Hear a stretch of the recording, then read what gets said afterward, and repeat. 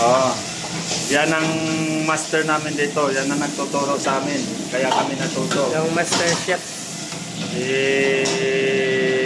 Master Chef Pulido. Yan. Dahil sa kanya, natuto kami magluto-luto. Mga Pilipino, Chinese. Ganyan. Kaya pag yan ang makahawak sa'yo, talaga naman, no? Ah, wala sa ibang restaurantong ganito.